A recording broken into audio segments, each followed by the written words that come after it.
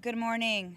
Buenos días a todos. Soy la congresista Delia Catalina Ramirez. Represento el Distrito 3 en el estado de Illinois. I'm Congresswoman Delia Catalina Ramirez and I represent Illinois 3rd Congressional District. Y hoy estoy aquí enfrente de la capital con organizadores, con líderes, con familiares, con gente que está diciendo ya es suficiente, ya basta. No podemos dejar que ICE continúe matando a nuestras comunidades, aterrorizándonos todos los días. Y por eso estamos aquí diciendo, el día de ICE tiene que terminar y tiene que terminar lo más antes posible. I'm surrounded today by activists, by organizers, by community leaders, but more importantly, neighbors, family, friends who are saying enough. Enough of the murdering of our neighbors. Enough of the terror. Today at 85 degrees on a sunny day, it is a perfect day to melt ice and end the ice age. Am I right? Let me be very clear as I will be heading to Committee of Homeland Security in just a few minutes after here. The Department of Homeland Security remains the biggest threat to our collective safety, period. Loved ones are still dying in ICE detention right now, living in horrifying, inhumane conditions. Our neighbors are being murdered in the streets by DHS agents. Some are so afraid of being stopped while on their way to work that they're getting killed by semi-trucks while trying to run for their life. Our families are still being separated every single day around the country. Our children are still being tormented. On their way to school, they don't know. Will today be the last day that I say, te veo al rato, mami, because I may not see my mother or my father again? Our communities every single day are being terrorized. Yet there are those in Congress who would still vote right now, despite of all of that, to expand DHS budget and ICE capacity to enact Trump's mass evil deportation agenda and further our communities' pain. Just last night, Republicans and Democrats voted for a so-called clean continuing resolution that it will allow funds to be reallocated from FEMA, the Coast Guard, and CISA so that they can give more money to ICE and CBP. That is on top of the $70 billion they just got over a month ago so that ICE and CBP can even terrorize more communities. And you and I already saw what they did with that last allocation. So as we stand here today, we know that there's a lot of dissonance in those halls of Congress because the Judiciary Committee is also preparing to mark up H.R. 2, another anti-immigrant draconian bill that would empower DHS to continue to put the lives of our neighbors at risk. Friends, I say that to you and it's hard not to want to tear up because what we should be doing is melting ice, but those halls of Congress are doing literally the opposite. What is happening here is unconscionable. The violence, the death, and the pain is way too much for people to handle. So this moment requires us to move beyond statements, beyond prayer vigils. They're important, but thoughts and prayers are not enough. Strong worded letters to DHS, they're just not enough. We have to demonstrate our commitment to our communities, to our families with real accountability. And every single Democrat who is saying that it's unacceptable that DHS terrorize our communities have to listen to the growing number of Americans calling for more than training, more than some basic reform, and more than bare minimum policies. Everyone that is sick of the profiting off of our immigrant neighbors with all of the money that's going to private detention has to stand with us and say, it is time for us to pass H.R. 7190 and melt ICE. And let me say it again so you can scream it out with me. It is time to pass H.R. 7190 and melt ICE. The bill would end DHS immigration detention and monitor and disrupt DHS's immigration enforcement. And while Republicans try to cut funding from our communities, the Melt ICE Act would actually return your taxpayer dollars back into the communities that have been terrorized, whether it's Oregon, whether it's Chicago, whether it's Atlanta, whether it's LA, and put that money into healthcare, housing, and other critical services. We understand that Melt Ice Act is a line on the sand because we know that an agency established to violate our rights under the pretense of ensuring our security cannot be reformed. It must be dismantled piece by piece, and something new, a new system that is founded on human rights, dignity must be built. Because we know this. Less than 25 years ago, we brought ICE and DHS into this world, and we can build a world without it too. So today, as we're standing here on this Wednesday, it's an invitation for every single member of Congress who claims that they stand with our immigrant neighbors to join us and melt ICE and to dismantle DHS. We're going to end the ICE age. Lo vamos a hacer porque ya es tiempo de terminar con ICE. Lo vamos a derretir y lo vamos a hacer juntos. And I do this work with a community that is from one corner of the country to the other, and with members of Congress with courage, with commitment, with dedication. One of those has been a mentor to me, has been a leader fighting for our immigrant communities, an immigrant himself. Help me introduce Congressman Chuy Garcia. Thank you, colleague. Muy buenos días, good morning to all. I represent the 4th District in Illinois, Chuy Garcia. And of course, I want to thank my esteemed colleague, Congresswoman Delia Ramirez, and the advocates who are standing here today calling attention to America's conscience. Thank you for the work that you do to challenge the brutality of this administration. The death toll of ICE victims keeps growing. At least 10 people have been shot and killed by immigration agents since last year, and 52 have died in immigration detention since Trump became president. People are getting shot while going to work, while taking their children to school, and even while visiting as tourists. The actions of ICE masked agent squads reflect the shameless cruelty of Trump and Miller's policies paid for by our tax dollars. They're executing innocent people on our streets. They're racially profiling people. They're breaking into people's homes without a warrant, and the Republicans gave them $240 billion to do it. They're paying sadistic criminals like David Brulette, who murdered Juan Sebastian Duran Guerrero in Maine, or Charles Exum, who shot my constituent, Marimar Martinez, 5 times in Chicago. These are violent mercenaries who brag about shooting and murdering people. And because the Republican Party has no purpose other than to persecute immigrants, to give tax cuts to the rich and destroy democracy, they have no choice but to double down on their cruelty. All while our constituents struggle to make ends meet because these same politicians gutted their health care, education, and nutrition assistance to fund ICE. It's time to stop the ICE age. That's right. No more half measures. That's right. No more propping up this failed immigration system that's a loaded gun against our communities and against our Constitution.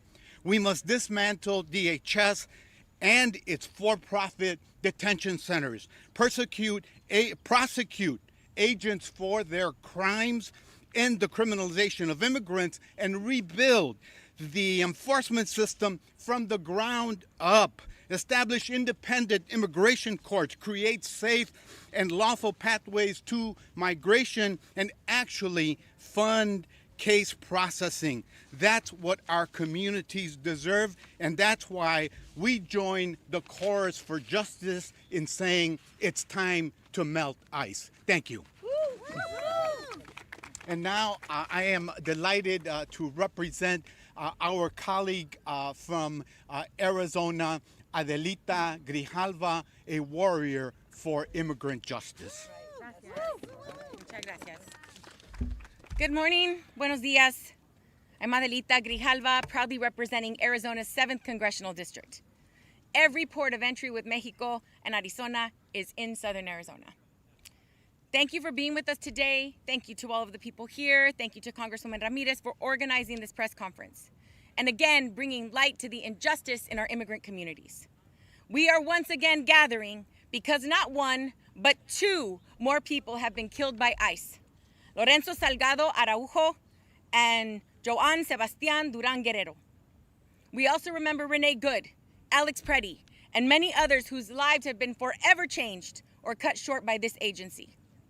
A sus familias les decimos, no están solas. Su dolor también es nuestro.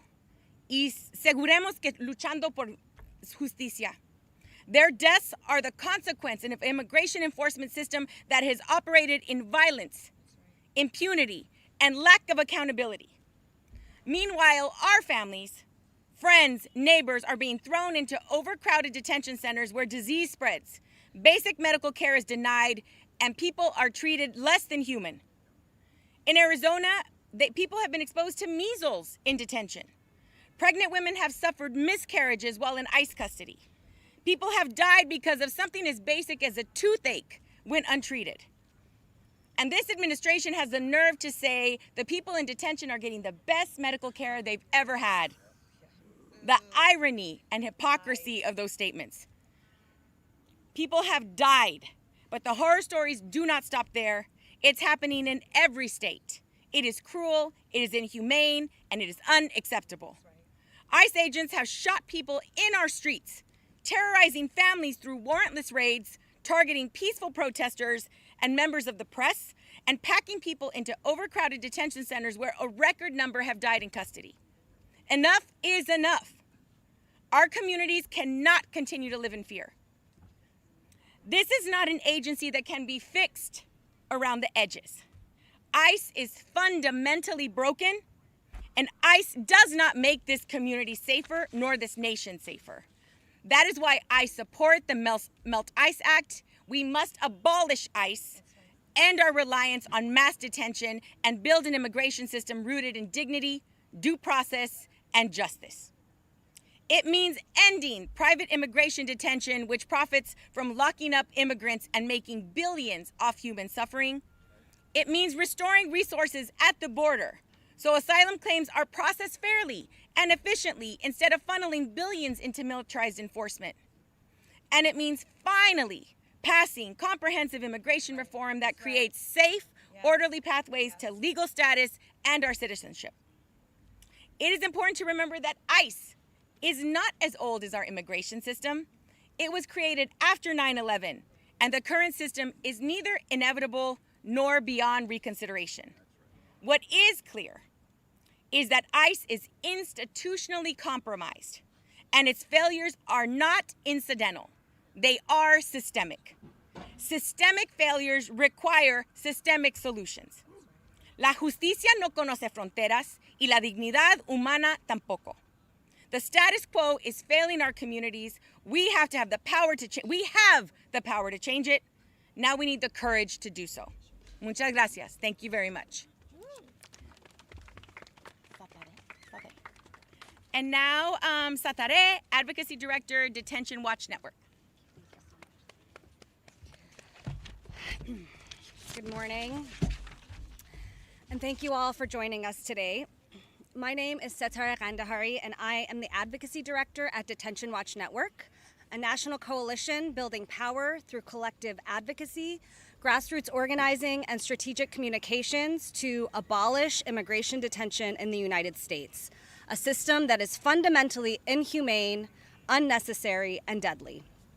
We are deeply saddened and enraged by the loss of life at the hands of ICE. Last week, ICE agents shot and killed Johan Sebastian Guerrero in Maine and Lorenzo Salgado Araujo in Texas. Last Monday, Jesus Manuel Arena Silva tragically died in ICE custody while being transferred from the Irwin Detention Center to the Folkestone Detention Center in Georgia. We will hear from his beloved sister shortly. ICE kills people. ICE tears families apart and threatens community safety wherever they go, No one is safe when ICE is present, whether on the streets or in one of the agency's more than 200 abuse-ridden detention facilities. Today, Detention Watch Network, along with our partners, the Immigrant Defense Project and the Immigrant Legal Resource Center, is launching a new campaign, End the ICE Age, to demand ICE out of our communities across the country, shut down all detention centers, and redirect ICE funding. We are proud to stand here today with Representative Ramirez and her colleagues who have introduced the Melt ICE Act that is responsive to these demands. Fiscal year 2026 is the deadliest year in ICE's history. There have now been 53 deaths in ICE custody since Trump was inaugurated, 33 deaths in fiscal year 2026 alone. These are not isolated deaths, but rather are part of a pattern of systemic abuse. ICE continues to act violently and with impunity.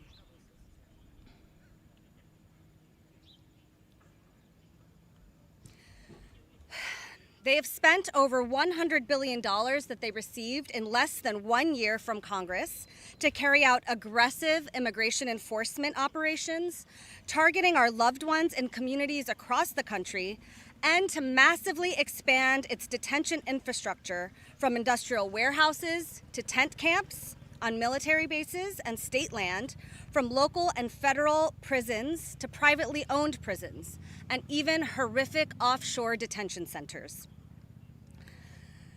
Trump's mass detention expansion deportation agenda has reached a previously unimaginable scope and scale, and we are in a watershed moment. The human toll and cost to all Americans continues to be shocking. ICE is operating the largest federal law enforcement agency in the U.S. with the largest immigrant detention system in the world as a direct result of unprecedented funding and at a cost to all Americans. Hastily created just 2 decades ago, ICE is not necessary, nor is its existence a foregone conclusion. The American public is clear on this. End the ICE age. Nationwide, people are demanding no more abuse and death at the hands of ICE, and no more ICE funding while people lose health care, struggle to pay rent, and kids go hungry. Members of Congress must act now to shut down ICE detention centers, stop detention expansion, cut funding for ICE, and get ICE out of our communities. We demand an end to the ICE age. Thank you. And now I would like to introduce Sonimar.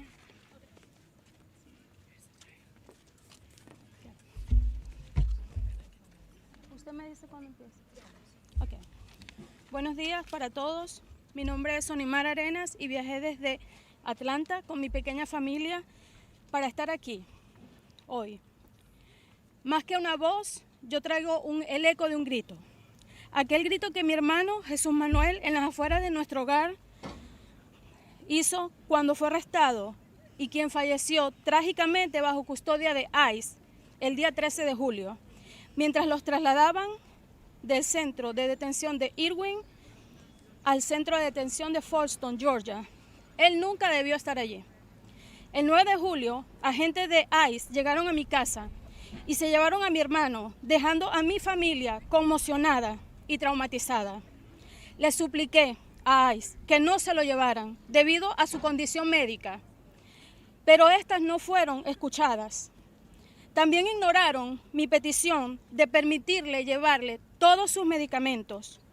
Solo le dejaron llevar uno de los 4 que él necesitaba. Mi hermano era hipertenso, tenía un trastorno de ansiedad crónica, generalizada y depresión. Más tarde, mi hermano me contactó por teléfono y me dijo que no le suministraron su medicación, permaneciendo sin medicamento durante su detención. Exigimos justicia por su memoria y una investigación para esclarecer las reales causas de su muerte. Estoy totalmente segura de que él no recibió esa atención médica que requería. Mi hermano tenía 45 años. Era un hermano protector, responsable, un excelente hijo, primo y sobrino, querido por todos los familiares y amigos. Llegó a este país a través del exilio venezolano, de gente buena. Era de los buenos. con un excelente comportamiento en busca solamente de una oportunidad. Por eso traigo no mi voz, sino el eco de aquel grito que cambió nuestras vidas para siempre y la dividió en un antes y un después. Traigo el eco de la voz de aquellos que pasaron por lo mismo y sus gritos no fueron escuchados. Traigo la voz de aquellos que ahora mismo, cuando nosotros estamos aquí, están siendo sustraídos de sus hogares, gasolineras, lugares de trabajo. Traigo la voz de aquellos que mañana y en el futuro serán arrestados. De esa misma forma, yo traigo el grito de mi hermano. Su inesperada muerte nos ha dejado en la familia un vacío inexplicable a toda lógica, un dolor infinito, gris, desgarrador. Le pido a Dios que nos ayude a llevar este inmenso amor y al mismo tiempo cargar este inmenso vacío, porque el amor así jamás puede ser olvidado, ni lo podemos dejar atrás, entendiendo así que este mundo de alguna manera tiene que seguir girando de la misma forma, mientras que el nuestro solamente se detuvo. Me armé de coraje un día y conseguí en sus notas personales una frase de la canción Venezuela, himno de los venezolanos en el exilio, que dice así, un fragmento: y si un día tengo que naufragar y el timón rompe mis velas, enterrar mi cuerpo cerca del mar en Venezuela. Eso lo leí en sus notas personales. Me inspiré en eso y creé una campaña de GoFundMe para que podamos trasladar y repatriar el cuerpo de mi amado hermano a Venezuela, donde podrá recibir un entierro digno, rodeado de sus familiares y amigos. Les pido de todo corazón, en nombre del grito de mi madre cuando le tuve que dar esa noticia, en nombre del grito de mi hermano, a todas las organizaciones, medios, altruistas, influencers, comunidad latina, comunidad venezolana aquí en Estados Unidos, apoyarme en esta campaña para repatriar el cuerpo de mi hermano y descanse en nuestro país. Señores, cuando la violencia provoca silencio, entonces estamos haciendo algo malo. Esta es la lucha de pocos, de los que estamos aquí, por el futuro de muchos. Buenas tardes y que Dios los bendiga. Gracias.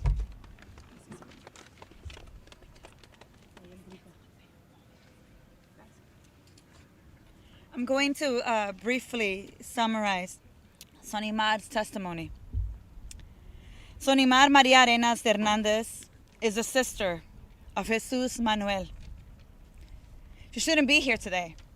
She shouldn't have to have come from Georgia all the way to the halls of Congress. But here she is, because Jesus Manuel, her brother, was tragically died, and I would say tragically killed in ICE custody on July 13, while being transferred from Irwin Detention Center to the Folkestone Detention Center in Georgia.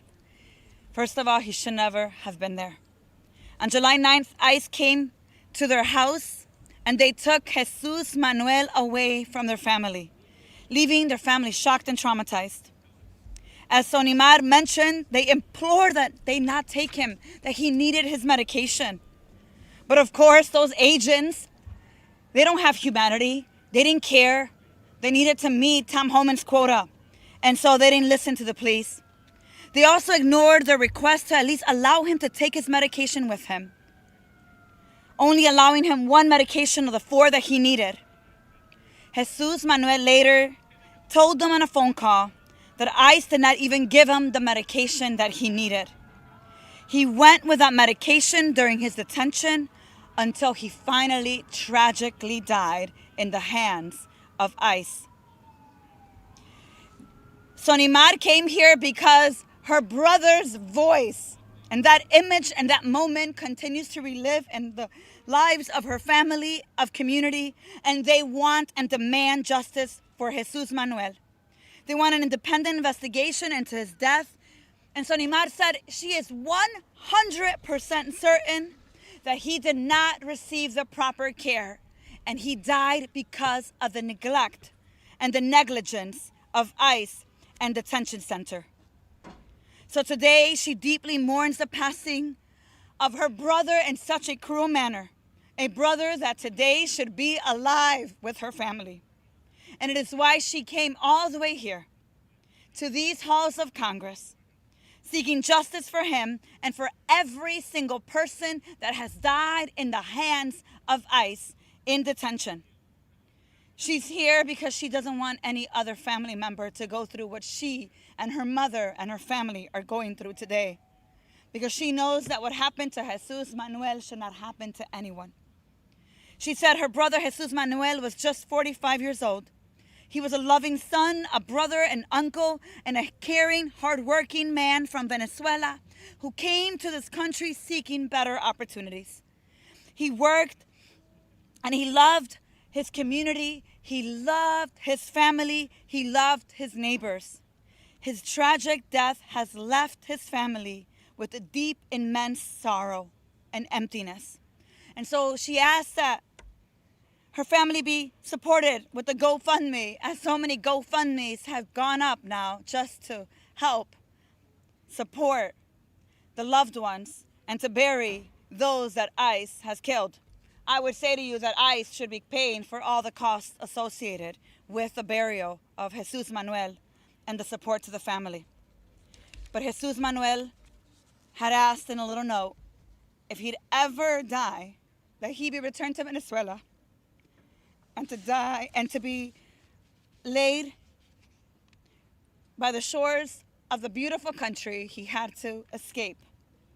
For Sonimar, para Sonimar, escuchamos el grito de tu familia. We hear the outcry of your family, and we have to melt ICE so that no more Jesus Manuels die in this country. To speak a little bit more about this work, I'm going to now introduce Benita Jane, the Senior Advisor and Federal Policy Counsel for Immigrant Defense Project.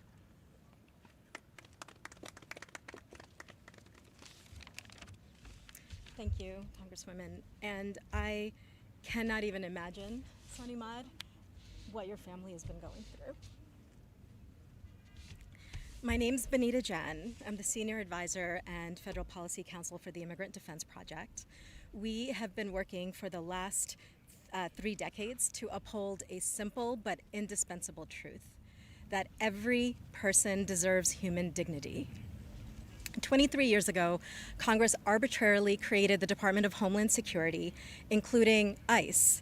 And we know now that ICE is the largest policing force in this country and has more money than many of the world's militaries.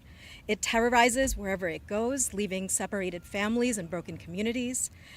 And let me be clear, this agency is rotten to its core. There's no amount of training, of body cameras, and of banning face masks that will fix this agency.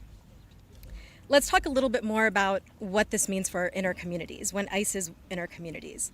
Earlier this year, a young man was walking home from work in Westchester County, New York, when a cop looked at him, stopped him, claimed he had an unlawful open container, handcuffed him, took him to the police precinct, and then asked, "Do you have papers?" And then he called ICE. ICE came, arrested him, whisked him away very, very far from his family. And during this time, he lost his job. His brother passed away. And when he was finally released, he learned that that ticket for the open container that he supposedly had, that ticket was dismissed because that had not been the point to begin with. And this is what happens when ICE is in our communities, coercing local agencies to supercharge their ability to detain and deport as many people as they can get away with. When they're hanging out in our courthouses, near schools, in workplaces, on the streets, stripping people of due process as they go. Our country right now is in a pivotal moment. We keep hearing that, right? Americans don't want ICE on our streets, breaking car windows and murdering our neighbors. We don't want our loved ones disappeared into abusive ICE detention prisons. And we won't stand for tens of billions of dollars of our taxpayer dollars being diverted to prop up this abusive system instead of being used to make life better for all of us. Everyone deserves dignity and due process. It's time to end the ICE age.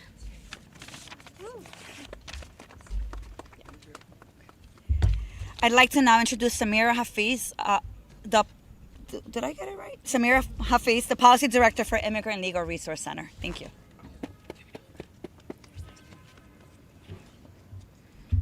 Good morning, everybody. I wanted to start by sharing my deepest condolences to Solimar, her family, and her community for her loss. Thank you for coming here and sharing your story with us. My name is Samira Hafiz. I am with the Immigrant Legal Resource Center, ILRC. The ILRC supports immigrant communities in California, Texas, DC, and around the country. 30 years ago, Congress passed two laws, EDPA and IRA, laws known in our communities as the harsh 1996 immigration laws. These 96 laws have torn apart our communities for 3 decades, criminalizing immigrants, expanding racial profiling and over-policing, and turbocharging the detention system. These legal tools created by Congress 30 years ago are what the Trump administration, Stephen Miller, and deadly armed ICE patrols taking over our streets are now using for the mass deportation scheme targeting immigrant communities and communities of color around the country. These are the tools being used to hijack local police to become immigration enforcement officers, to line the pockets of the private prison industry by holding more people in deplorable conditions, and to separate families through criminalization and deportation. Congress created these legal tools 30 years ago, and now we need Congress to join leaders like Representative Ramirez to take action now to put us on a path, a new and different way forward for the next 30 years, a way that recognizes the dignity of immigrant communities and allows our communities to grow and thrive. This begins with ending immigration detention and the expansion of immigration facilities and warehouses like those we see in California, in Texas, and around the country. This begins with taking the billions and billions of cash handed to ICE and instead spending it on what our communities need, things like healthcare, nutrition, education for all. We join our partners here today and our fierce leaders in Congress like Representative Ramirez in calling for an end to the ICE age. Melt ICE now. Thank you. Thank you. Thank you. And we just got a couple more minutes here, but now I'd like to introduce Eli Williams, Saints, the Director of Advocacy and Political Affairs for Bend the Arc Jewish Action. Good morning. Congresswoman Ramirez, thank you for convening us, and just as a note only about the Congresswoman for having an immaculate record of understanding that we can't separate any of our safety from each other, that we're all bound up together. Tonight, Jews begin observing a holiday called Tisha B'Av. Tisha B'Av is a religious day of mourning in Judaism. It commemorates the destruction of the first and second temples. And we are taught while we are commemorating this day that the destruction happened because we sinned, right? We earned it. And we read the book of Lamentations on Tisha B'Av because it is explicitly about the aftermath of the destruction of the first temple. And knowing all of that, you might reasonably expect the Book of Lamentations to mourn while pleading for forgiveness and begging for a chance to redeem ourselves. But that is not at all what the Book of Lamentations does. The chief argument of Lamentations, the goal of the text, is to make you look at suffering that is so egregious, so grounded in reality and in bodies and in blood, that it is unjustifiable, no matter the context. Lamentations never asks why the destruction happened. The text accosts you at the opening instead and demands, "Is it nothing to you, all you who pass by? Look and see if there is any pain like my pain." It is not about whether people followed the rules. It is about suffering so terrible that no one is able to look at it and say, yes, that is what should have happened here. And put another way, the main thesis of Lamentations, the word where we get the word lament from, is that no matter what you believe about the right way to organize a society, there is a kind of human suffering that is a deal breaker, that is a rupture of the highest order, and that has a quality of human pain that is inherently unacceptable no matter what. And that is the tradition I am bringing here to this conversation today. I am not here to debate whether ICE is efficient, whether its targets followed the correct procedures, or whether this regime has the right framework for its abductions. I am here because Sonimar's brother is dead, And that is not okay under any circumstance, according to anyone of good faith and good conscience, because children are watching their parents get taken by jackbooted thugs in the middle of the broad daylight. And because, as Lamentation says, panic and pitfall are our lot, and death and destruction abound, because the torture and detention and disappearance of human beings is happening in our name, and we cannot look at that and say, yes, that is what should happen here. And while they are doing it, they are actively co-opting Jewish fears of anti-Semitism, and they are saying they are doing this to keep us safe, and we reject from the bottom of our hearts the idea that our safety is in any way supported by harming our neighbors, by destroying the lives of the people in our community. It is time once and for all to end ICE, to dismantle it. If we can dismantle the agencies that protect life in this country, we can dismantle this agency that tramples on it. It is time to melt ICE, to end the ICE age, and to once and for all dedicate our resources to the things that support human life and dignity. Thank you. Thank you, Eli. I'm ready to do that. And our last speaker is Danitza James. She is a U.S. Army veteran. She's the vice chair of LULAC, Military and Veteran Affairs.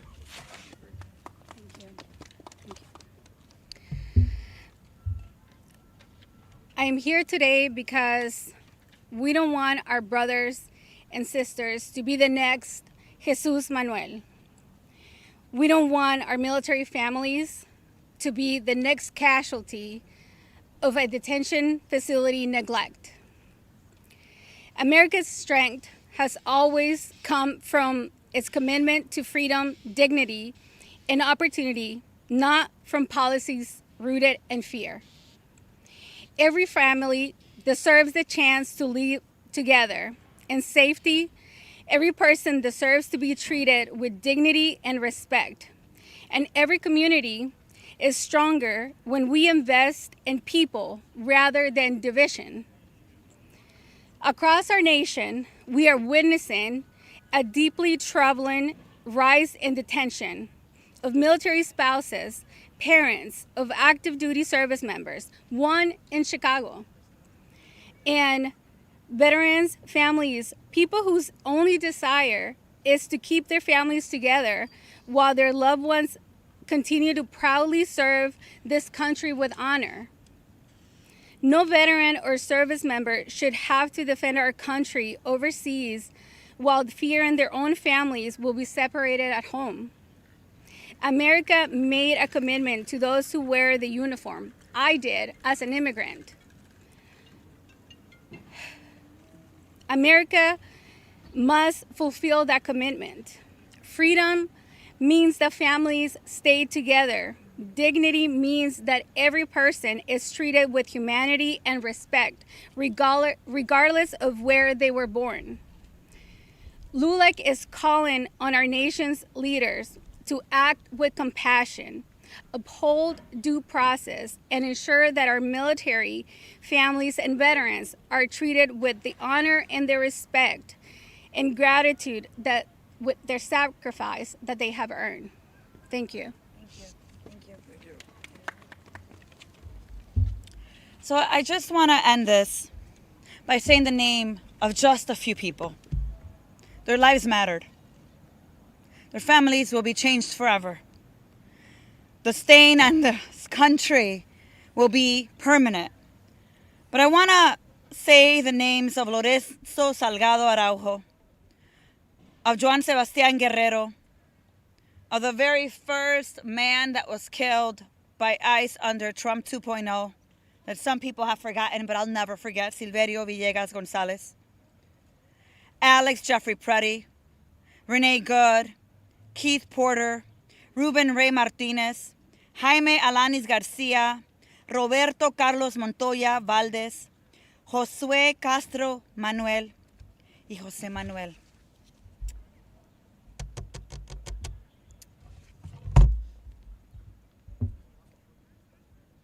I know that people are saying, you're radical, you want to melt ICE. People are saying, well, what's going to happen with detention? I want to ask people to look at our history and also remember that we had a Department of Justice who would handle all immigration cases prior to 2003.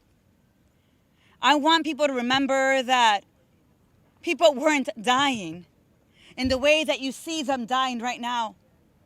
Now, there was a young man right after Juan Sebastian was killed in Maine who, even after Tom Homan said, we're going to temporarily stop these traffic stops, was stopped.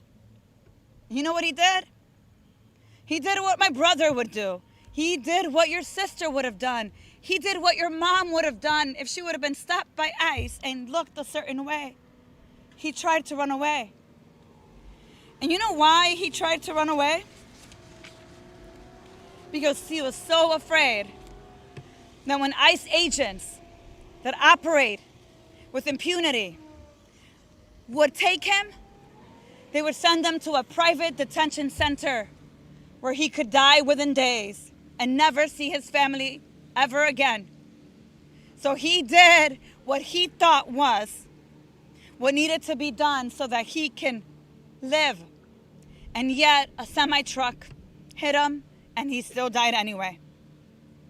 We have to melt ICE. Like, there is no excuse for any member of Congress who is too worried about a DC consultant and is not willing to stand up for their constituents and say enough is enough. So as we wrap up today and we talk about all of the people that continue to die and live in terror, over 6,000 children in detention, I want to also say that there's only 14 members of Congress who put their name on this bill to make this happen. So I want to thank them.